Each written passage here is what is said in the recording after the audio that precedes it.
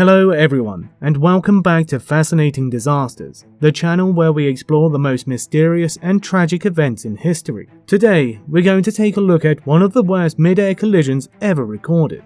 The crash of Aeromexico Flight 498 over Cerritos, California on August 31, 1986. This accident killed 82 people, including 15 on the ground, and shocked the world with its horrific aftermath. How did this happen? What caused two planes to collide in broad daylight over a populated area? And what changes did this accident bring to aviation safety and technology? Let's find out. Let's get into the story. Aeromexico Flight 498 was a scheduled commercial flight from Mexico City to Los Angeles, with 3 stopovers in Guadalajara, Loreto, and Tijuana. The airline operated the flight with a McDonnell Douglas DC-932, which bore the registration XAJED. The plane had 59 passengers and 6 crew members on board when it crashed. The Piper plane was a privately operated Piper P-828-181 Archer, owned by the Kramer family, which was flying from Torrance to Big Bear City, California. The Piper aircraft was piloted by William Kramer, 53. His wife Kathleen, 51, and daughter Caroline, 26, were also on board. The Kramer family was well known in Torrance for their involvement in local politics and community service. William Kramer was a former city councilman and a real estate developer. Kathleen Kramer was a former school board member and a teacher. Caroline Kramer was a graduate student at UCLA and an aspiring lawyer. The two planes took off from their respective airports on a sunny Sunday morning.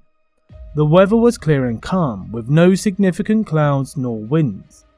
The DC-9 departed Tijuana at 11:04 a.m. PDT and was cleared to climb to 24,000 feet by air traffic control in San Diego.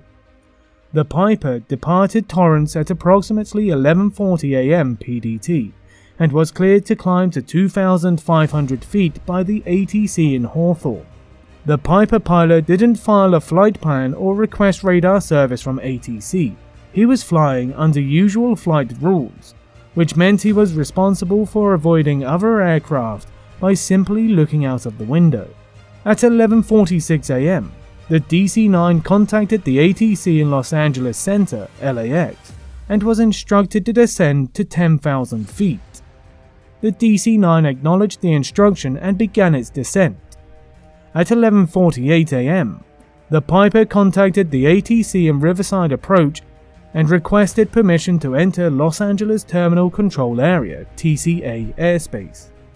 The TCA airspace was a controlled airspace that required pilots to obtain clearance from ATC before entering. The TCA airspace covered most of the Los Angeles metropolitan area, including LAX and several other airports.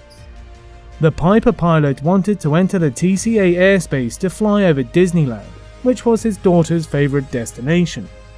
The RAL controller asked the Piper pilot for his altitude and transponder code.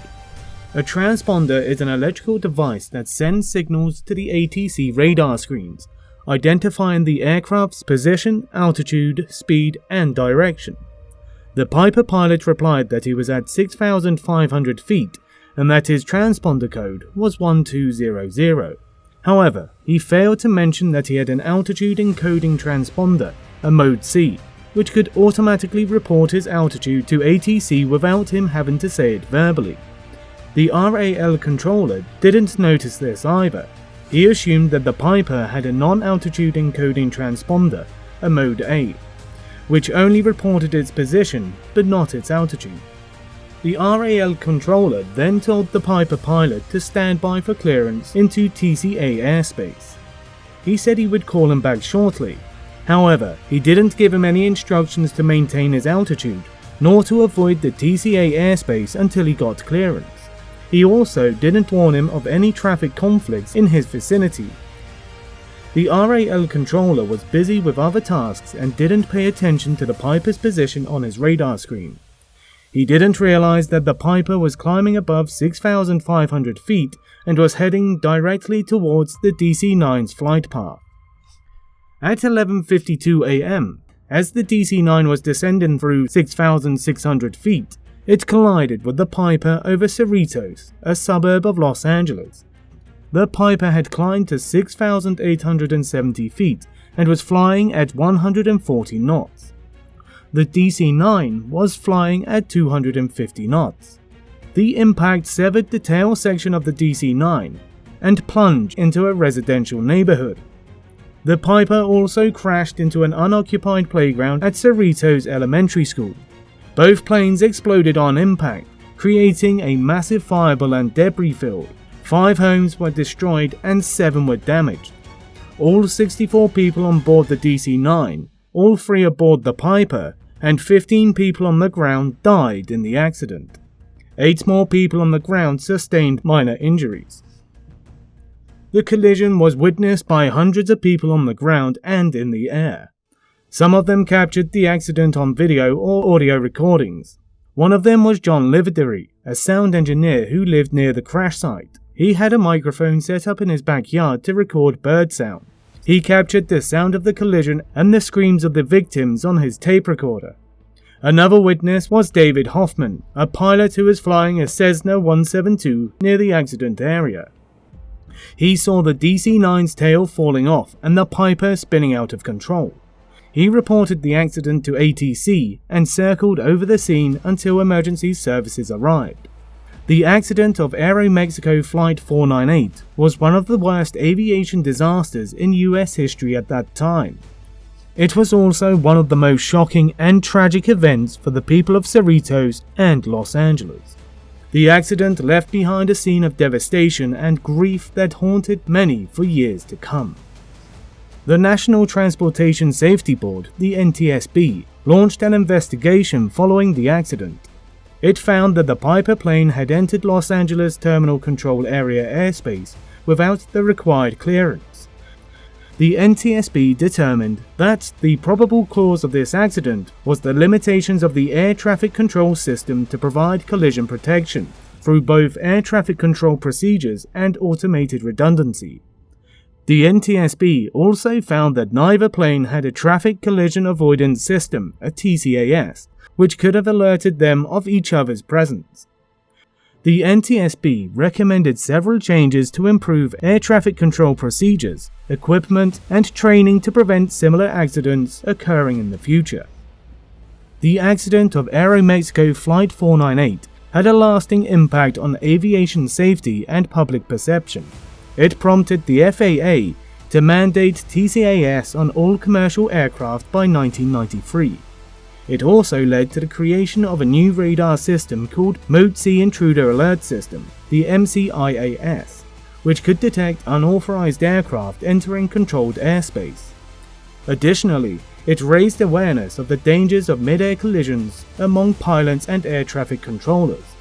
The accident also sparked lawsuits from victims' families against Aeromexico, Piper Aircraft Corporation, FAA, among others.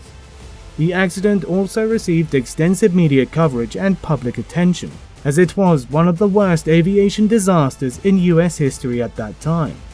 The crash of Aeromexico Flight 498 was a tragic event that claimed 82 lives and shocked the world. It was caused by a combination of human error and system failure that allowed 2 planes to collide in mid-air. It also exposed the flaws and limitations of the air traffic control system at that time. However, it also led to significant improvements and reforms in aviation safety and technology, which have prevented similar accidents from occurring again. We hope you enjoyed this video and learned something new from it. If you did, please give us a like and leave a comment below. What do you think of this accident? How do you feel about flying after hearing this story? Let us know your thoughts and opinions. And don't forget to subscribe to our channel for more videos like this. Thank you for watching, and we'll see you next time.